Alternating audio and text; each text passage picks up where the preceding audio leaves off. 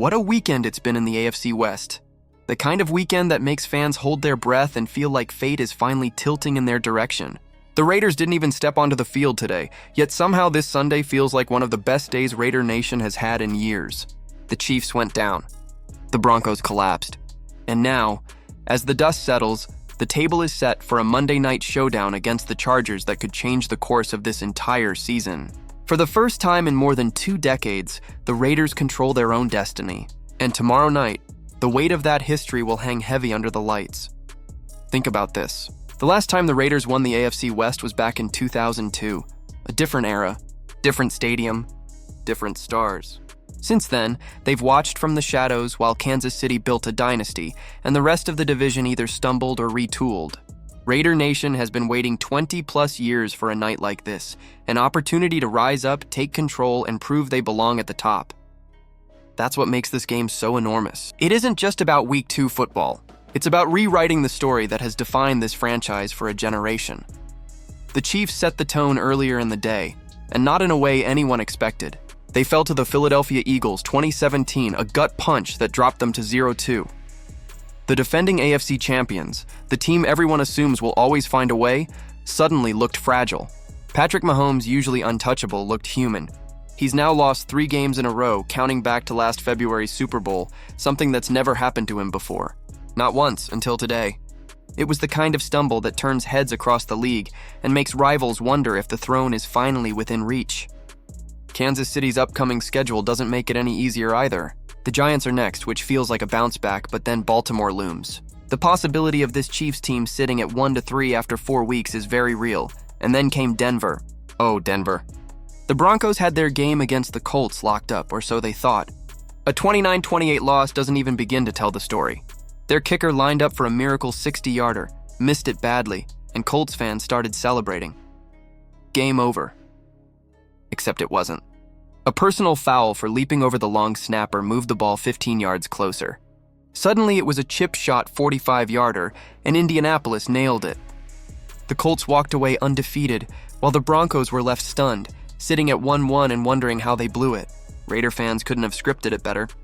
So here we are, Chiefs at 0-2, Broncos at 1-1, and the Raiders sitting at 1-0, with a golden opportunity staring them dead in the eye.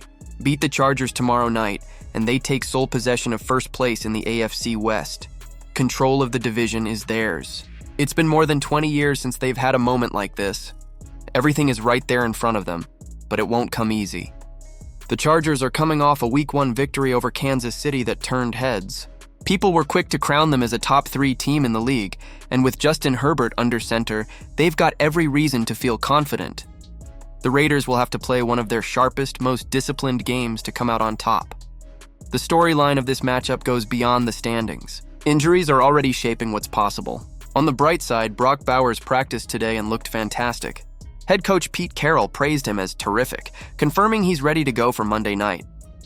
Earlier in the week, rumors flew around about a serious knee injury, fans whispering about ACLs and MCLs, but the truth is far less severe. It's a PCL tweak, and by kickoff, he could be close to full strength.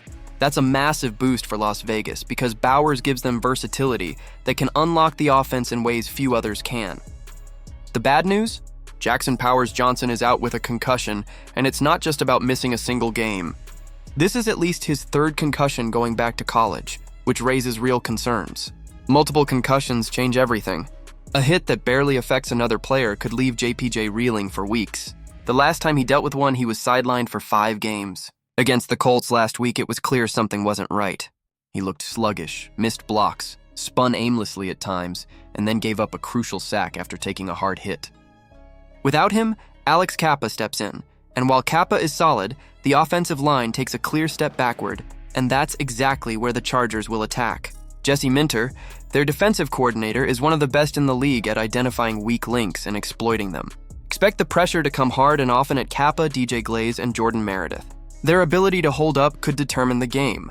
Protecting Geno Smith is non-negotiable. One turnover, one fumble or interception could swing everything. So how do the Raiders win?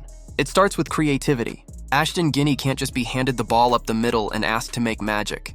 The offensive line isn't opening those lanes right now. Last week he had 38 rushing yards but 45 after contact.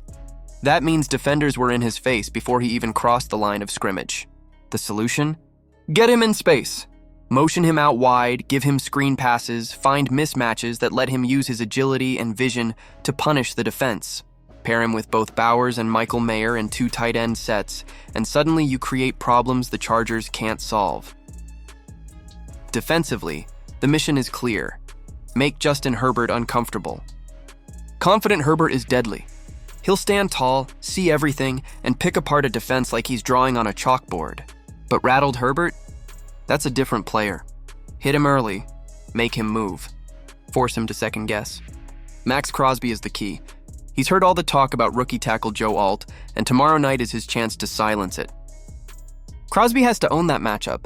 Across the line, Malcolm Kunze will get his chance against Trey Pipkins, and that's an opportunity the Raiders must exploit. Pressure, disruption, chaos. That's the formula. Third downs will decide this game. The Raiders can't allow Keenan Allen to move the sticks. Last week, 6 of his 7 catches went for either a first down or a touchdown. That can't happen again.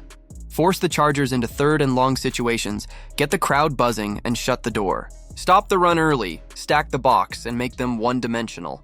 If you take away the ground game, Herbert has to throw under duress. That's when mistakes happen. And on the flip side, the Raiders have to be disciplined with their own protections. Khalil Mack is still a monster, and if DJ Glaze is left on an island too often, Geno Smith is going to take some brutal hits. Chip Kelly's offense doesn't emphasize double teams, so communication is critical. Identify where Mack is on every snap. Give help when you need to. Don't get caught off guard. What makes all of this so fascinating is how quickly the division has flipped. 2 weeks ago, the AFC West was Kansas City's kingdom, with the Chargers hailed as their biggest threat. The Raiders were an afterthought. Now, the Chiefs are winless, the Broncos are stumbling, and the Raiders stand 1 win away from the top. Tomorrow night isn't just a chance to grab first place. It's a chance to send a message to the division, to the league, and to themselves. Win and the Raiders aren't just underdogs anymore. They're contenders. And after 2 decades of waiting, that might be the sweetest storyline of all. So, Raider Nation, the stage is set. The question is simple. Can this team seize the moment? Can they finally deliver a performance worthy of first place? Or will the opportunity slip away as it has too many times before? Let me know your thoughts in the comments, and don't forget to like and subscribe so you never miss a breakdown of what comes next. Tomorrow night could be the beginning of something unforgettable.